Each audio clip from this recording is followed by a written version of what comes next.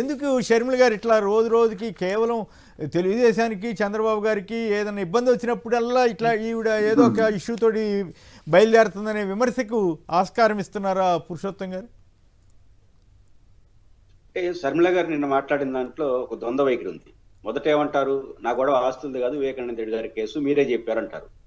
అంటే ఆస్తుల నుంచి పక్కకు పోయారు అంటే మాటల్లో. అంటే అంటే మీరు చేసిన తర్వాత తప్పు కదా. రెండోది, జగన్మోహన్ రెడ్డి గారు సమాధానం చెప్పాలని. మీ వివాదం ఏంటి? ఆస్తులు అయినప్పుడు ఇంట్లోనా కూర్చుంటారు, లేదా కోర్టుకన్నా పోతారు. మీడియా ముందు ఎందుకు వస్తారు? మీడియా ముందుకు వస్తున్నారంటేనే రాజకీయం చేస్తున్నారు అర్థం. మీరు రాజకీయం చేస్తే ఆ రాజకీయాల్లో జగన్ గారు దిగుతారా? అవసరం ఏమొచ్చింది? కాబట్టి జగన్ గారు పబ్లిక్ అసలు లెటర్ రాయడం ఏంటి? కొమ్మినేని గారు ఆస్తు తగాదాలు లెటర్ల ద్వారా పబ్లిక్ చెప్పడం, లెటర్ రాయటం ఎప్పుడు లేనట్లుగా నోటరీ అంటే ఎప్పుడు ఎవరు వినలేదు ఇట్లా. అంటే దీని ఉద్దేశం ఏంటంటే, ఒక జగన్ గారు చెల్లికి తల్లికి అన్యాయం చేశాడని చెప్పడం ద్వారా ఒక మానసిక ఒత్తిడిని తీసుకొచ్చే బ్లాక్ మెయిలింగ్ టాక్టిక్స్ కనిపిస్తాం తప్ప ఇంకోటి కాదు. వరద కళ్యాణి గారు ఒక విలువైన మాట అన్నారు, జగన్ గారి సహనమే మిమ్మల్ని శ్రీరామ రక్ష అని చెప్పారు ఇండైరెక్ట్ గా. అంటే ఆయన ఎక్కడై చేయట్లేదు, మాట్లాడియద్దు అంటున్నారు. ప్రారంభంలో అసలు మాట్లాడే వాళ్ళు కాదు. కాబట్టి శర్మిలా గారు ఎంత ఒంటరి అయినారని ఉదాహరణ ఏంటి కొమ్మినేని గారు? యాజ్ ఎ పిసిసి చీఫ్ గా ఆమె మాట్లాడుతుంటే ఒక్కడైనా ఆంధ్రప్రదేశ్ లో కాంగ్రెస్ వాళ్ళు మాట్లాడారా? ఎందుకు మాట్లాడలేదు? అంటే మాట్లాడటమే కాదు సార్, నేను కొందరితో ఎవరితో మాట్లాడి నెత్తి నోరు కొట్టుకుంటున్నారు. ఏందో ఈ గోల ఏందో మాకేం అర్థం కావట్లేదు. అచ్చంగా చంద్రబాబు గారి కోసం మేము పనిచేస్తున్నట్టుంది తప్ప, ఆవిడ పనిచేస్తుందని తప్ప అసలు మేము ఏమిటి ఇట్లా అయిపోయింది కాంగ్రెస్ పార్టీ. మరి ఆ రాహుల్ గాంధీ ఏం చేస్తున్నారు, వాళ్ళంతా ఏం తెలివి తక్కువ వ్యవహారం చేస్తున్నారు అని కొందరు నెత్తి నోరు మొత్తుకుంటున్నారు పాపం కాంగ్రెస్లో ఉన్నాళ్ళు. అది మనతో ప్రైవేట్ గా మాట్లాడుతున్నారు. అధికారిక సమాచారం ఏంటి? మీరు నియమించిన రాష్ట్ర కమిటీ, మీరు నియమించిన స్పోక్స్ పర్సన్స్, మీరు చేసిన కమిటీలే కదా. శర్మిలా గారికి న్యాయం చేయండి అని ఒక్క స్పోక్స్ పర్సన్ అయినా, ఒక్క కమిటీ మాట్లాడలేదంటే మీరు చేస్తున్న తప్పని మీ పార్టీ అంటాం. ప్రజల గురించి పక్కన పెట్టేద్దాం. కాంగ్రెస్ పార్టీ యాక్సెప్ట్ చేయట్లేదు, ఎందుకు ఈ మా తలనొప్పి పెట్టారని. కాబట్టి శర్మిలా గారు మిమ్మల్ని మీ పార్టీయే యాక్సెప్ట్ చేయనప్పుడు సమాజం ఎందుకు యాక్సెప్ట్ చేసింది? జగన్ గారు ఎందుకు సమాధానం చెప్తారు? పైగా అబద్ధాలు ఆడకూడదు కదా. ఈ అబద్ధాలు ఆడటం, బురద వేయటం, ఏది జగన్ గారు అన్ని వందల కోట్ల రూపాయల ఆస్తులు ఆవిడకి ఇచ్చినా కూడా మళ్ళీ అసలేమి ఇవ్వనట్టుగా పిత్తిరవటం, వాళ్ళ పిల్లలకు కూడా ఇవ్వాలని చెప్పటం, కొత్త కొత్త విడ్డూరపు మాటలు చెప్తే. తండ్రి కొడుకు కూతురికి ఆస్తులు పంచిన తండ్రిని చూసినాం గానీ మన వాళ్ళకి మనవరాలకి పంచిన ఎవరు ఉండరు. మనం హక్కు కూడా లేదు వాళ్ళకి. ఇంకోటి కొమ్మినేని గారు ఒక లీగల్ పాయింట్ చెప్తాను.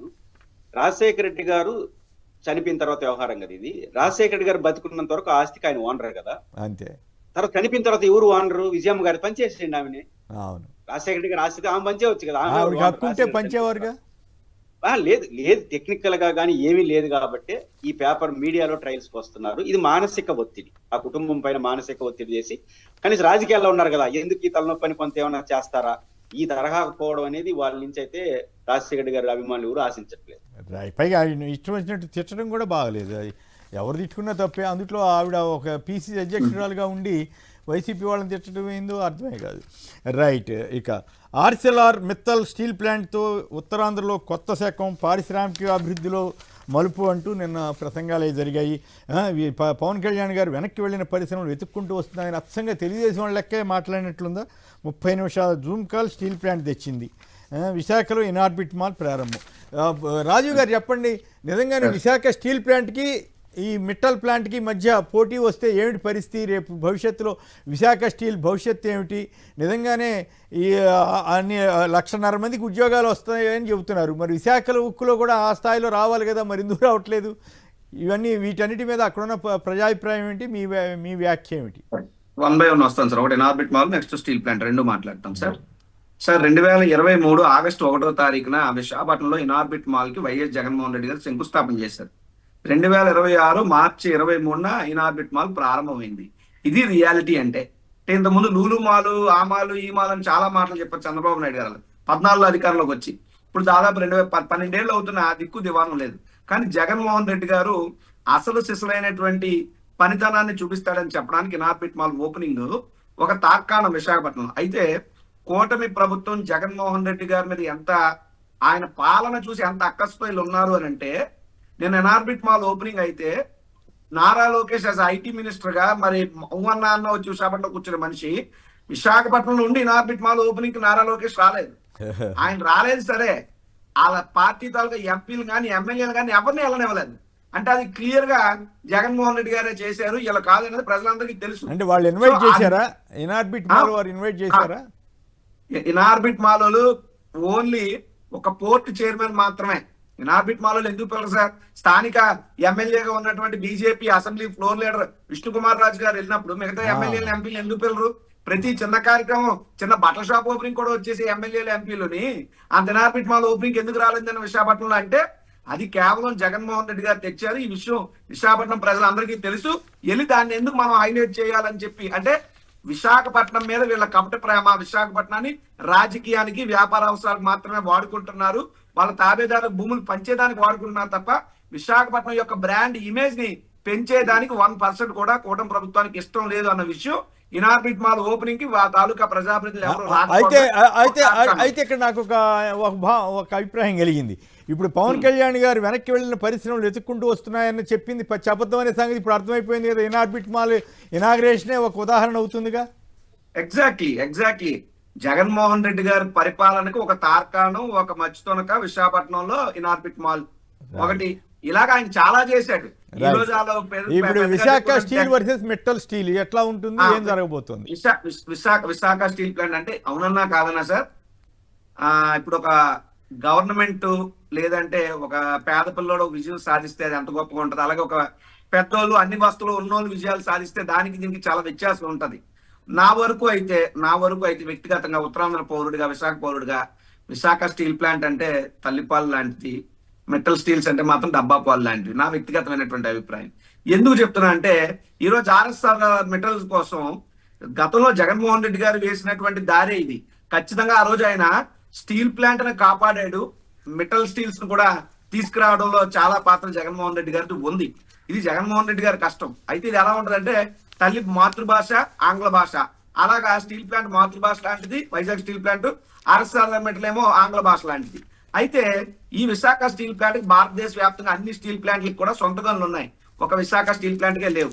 సరే, విశాఖ స్టీల్ ప్లాంట్ ప్రైవేటీకరణ కాకుండా అడ్డుపడింది జగన్మోహన్ రెడ్డి గారు. ఇది జగమెరిగిన సత్యం. సాక్షాత్తు కేంద్ర ఉక్కు మంత్రి ఆ విషయాన్ని అనేక సందర్భాల్లో మీడియా ముఖంగా చెప్పాను. నేనేం అడుగుతున్నానంటే ఆర్ఎస్ఆర్ మెటల్ కి అండర్ గ్రౌండ్ పైప్ లైన్ వేయడానికి మోడీ గారితో వెళ్ళి కూర్చుని మాట్లాడినని చెప్పినటువంటి చంద్రబాబు నాయుడు గారు, పవన్ కళ్యాణ్ గారు మరి విశాఖ స్టీల్ ప్లాంట్ కి సొంతంగా ఉక్కు గనులు ఎందుకు తీసుకురాలేకపోతున్నారు? విశాఖ స్టీల్ ప్లాంట్ ఉన్నటువంటి ఉద్యోగుల్ని బలవంతప్పుగా విఆర్ఎస్ తీసుకుంటున్నారు. మొన్న ఏదో జాబ్ నోటిఫికేషన్ ఇచ్చారు సార్, 10,060 ఉద్యోగాలని. సరే, 3 లక్షల ఖాళీలు ఉంటే ఇచ్చింది 10,000 అనుకోండి. జగన్మోహన్ రెడ్డి గారు ఇచ్చిన సచివాలయ ఉద్యోగాలు 1,32,000 సింగిల్ నోటిఫికేషన్ అయితే అందులో 10% కూడా కాదు ఆ 10,000 ఉద్యోగాలు. అయితే ఈ విశాఖ స్టీల్ ప్లాంట్ ఒక్క సంవత్సరంలోనే 10,000 మంది ఉద్యోగాలు కోల్పోయారు ఈ కూటమి ప్రభుత్వం వచ్చిన తర్వాత. సో విశాఖ స్టీల్ ప్లాంట్ ని వాస్తవంగా అయితే ఈ కూటమి ప్రభుత్వం చంపేస్తుంది. ఇది స్లో పాయిజన్ మాదిరిగా విశాఖ ఉక్కుని చిదిమేస్తుంది ఉక్కు పాదంతో ఈ కూటమి ప్రభుత్వం. కానీ ఇక్కడ ప్రైవేట్ సంస్థకు మాత్రం రెడ్ కార్పెట్ పరిచారు. మేము ఆర్ఎస్ఆర్ మెటల్ రావడానికి వ్యతిరేకం కాదు, ఖచ్చితంగా అది రావాలి, ఉద్యోగాలు ఉండాలి, ప్రాంతం అభివృద్ధి చెందాలి. కానీ అట్ ది సేమ్ టైం ఒక చరిత్ర కలిగినటువంటి ఒక నవరత్న స్టీల్ ప్లాంట్ అయినటువంటి విశాఖ స్టీల్ ప్లాంట్ కాపాడడంలో ఎందుకు మీరు ఇబ్బంది పడుతున్నారు? నేను అడుగుతున్నా పవన్ కళ్యాణ్ గారిని, చంద్రబాబు నాయుడు గారిని. ఎన్నికల వేళ స్టీల్ ప్లాంట్ కు వచ్చారే, బహిరంగ సభలు పెట్టారే, చొక్కాలు చించుకున్నట్టు మాట్లాడారే, మీరు వెళ్ళినటువంటి దారిలో ఆంది వేయే కదా విశాఖ స్టీల్ ప్లాంట్. కేంద్ర ఉక్కు సహాయ మంత్రి వెళ్ళాడు స్టీల్ ప్లాంట్ కి. చంద్రబాబు నాయుడు గారు ఎందుకు వెళ్ళలేదు? పవన్ కళ్యాణ్ గారు ఎందుకు వెళ్ళలేదు? వెళ్ళి కనీసం అక్కడ కార్మికులతో మాట్లాడే ప్రయత్నం ఎందుకు చేయలేదు? కనీసం నిన్న మీరు ఎయిర్పోర్ట్ కి వచ్చినప్పుడు ఆ స్టీల్ ప్లాంట్ ఉక్కు కార్మిక సంఘాలు 18 యూనియన్లు కలిపి స్టీల్ ప్లాంట్ పరిరక్షణ పోరాట సమితిని పెట్టుకున్నారు. వాళ్ళని కలిసి అపాయింట్మెంట్ ఇచ్చారా? కనీసం బయట టెంట్ వేసుకుని నిరసన తెలుపుకునే రాజ్యాంగబద్ధమైనటువంటి ప్రజాస్వామ్యబద్ధమైనటువంటి అవకాశాలు ఇచ్చారా? ఎక్కడా లేదు. వాళ్ళందరినీ భయపెట్టి, బెదిరించి, తప్పుడు కేసులు పెట్టి విశాఖ స్టీల్ ప్లాంట్ ఉద్యమాన్ని కూడా అనగదొక్కినటువంటి దుర్మార్గమైనటువంటి ప్రభుత్వం కూటమి ప్రభుత్వం. రైట్. పురుషోత్తం రెడ్డి గారు చెప్పండి, ఇప్పుడు ఈ విశాఖ స్టీల్, మిట్టల్ స్టీల్ పక్కనే రావడం వల్ల విశాఖ స్టీల్కి కూడా ఏమైనా ఇబ్బంది కలుగుతుందా, లేదా రెండు షైన్ అయ్యి బాగానే నడుస్తాయా? అయితే విశాఖ స్టీల్కి సంబంధించి మనం అనేక వార్తలు వింటున్నాం, చాలామంది ఉద్యోగాలు పోవటం, ఇవన్నీ కూడా. ఒక మీద 2 అంశాలు. విశాఖ స్టీల్ ప్లాంట్ భవిష్యత్తు ఏంటి, మిట్టల్ పరిశ్రమ రావడానికి కారణాలు ఏంటి? మిట్టల్ పరిశ్రమ రావడానికి వెంటనే ఏమంటున్నారు, 30 నిమిషాల జూమ్ కాల్తో అయిపోయింది. అంటే మేము వచ్చాము, పరిశ్రమలు వచ్చినాయి, జగన్ గారు ఉన్నారు, పోగొట్టారు. ఇది కదా ప్రధాన చర్చ. కోమిరెడ్డి గారు జగన్ గారు ఏమన్నారు? ప్రధాన ఆరోపణ ఆంధ్రప్రదేశ్ వాడి ప్రధాన ప్రచారం అబద్ధ ప్రచారం. అదే చర్చ చేస్తున్నారు. నా పాయింట్ ఏంటంటే జగన్ గారు ఏమంటున్నారు, వైసీపీ వాళ్ళు ఏమంటారు అనవసరం. ఆదిత్య మిట్టల్ గారు ఆన్ రికార్డ్ చేసిన ఎక్స్ లో స్పందించిందని నేను యాజిటీవ్ చెప్తున్నాను. World economic forum annual meeting at Davos 2022. Aditya Mittal chairman signed on MO with YS Jagan lead Andhra Pradesh government in extend operations of Visakhapatnam in 1000 crores investments. 2022లో దావోస్ లో జరిగినటువంటి MOలో మిట్టల్ చైర్మన్ ఆదిత్య మిట్టల్ మరియు ఆనాడు ముఖ్యమంత్రి వైఎస్ జగన్ సైన్ చేసినారు విశాఖపట్నంలో ఎక్స్టెండ్ చేయడానికి కోసం. అంటే ఎవరు తీసుకొచ్చినట్టు ఈ కంపెనీ? కాబట్టి క్రెడిట్ ఎవరిది? క్రెడిట్ గోస్ట్ కు నేను పోవట్లేదు. జగన్ ఆదిత్య మిట్టల్ గారు వారి ఎక్స్ లో స్పందించింది ఇది 22లో. ఆ రోజు ఎవరు ముఖ్యమంత్రి కూడా స్పందించారు. కాబట్టి ఒక పునాది ఆయన వేశాడు, మీరు తీసుకొస్తే సంతోషం. ఇది మొదటి అంశం. మిట్టల్ వల్ల తో పాటు మిట్టల్ వాళ్ళ కన్నా కొమ్మినేని గారు మిట్టల్ ఆ రోజు జగన్మోహన్ రెడ్డి గారు తీసుకొచ్చింది వీరికి ఐరన్ ఓర్ కావాలి. వారికి మొదటి జగన్ గారు ప్రధానమైన ప్రశ్నలు లేవనెత్తాలి iron ore. Visakha steel plant బతకాలంటే ఓన్ ఐరన్ ఓర్ ఇచ్చేస్తే దాని బతుకుతుంది. లేకపోతే స్టీల్ దాంట్లో ఇంక్లూడ్ చేసేస్తే అయిపోతుంది. ఇదేమీ లేకుండా చేయడం నష్టం వస్తుంది. ఈ రోజు చంద్రబాబు నాయుడు గారి పైన అనుమానాలు ఎందుకు వస్తుంది? ప్రధానమంత్రి సమక్షంలో విశాఖలో ఆయన జగన్ గారు ఏం డిమాండ్ చేశారు? విశాఖ స్టీల్ ప్లాంట్ ప్రైవేటీకరణ చేయొద్దు, అదేవిధంగా పోలవరం అన్ని మాట్లాడారు. మీరేం మాట్లాడారు? విశాఖ స్టీల్ ప్లాంట్ పక్కన పెట్టేసి ఆదిత్య మిట్టల్కు ఐరన్ ఓర్ ఇమ్మని అడిగారు. అండ్ విశాఖ వేదికగా ఇంకా ప్రధానమంత్రికి అడిగితేనే ఇచ్చే రోజులు కాదు కొమ్మినేని గారు ఈ రోజు. అలాంటిది మీరు అడగకపోతే ఎట్లా ఇస్తారు? విశాఖ స్టీల్ ప్లాంట్ క్రూషియల్ సమస్య ఏంటంటే ఐరన్ ఓర్. ఐరన్ ఓర్ వాళ్ళకి ఇవ్వట్లేదు, ఇప్పుడు మిట్టల్కి ఇమ్మంటున్నారు.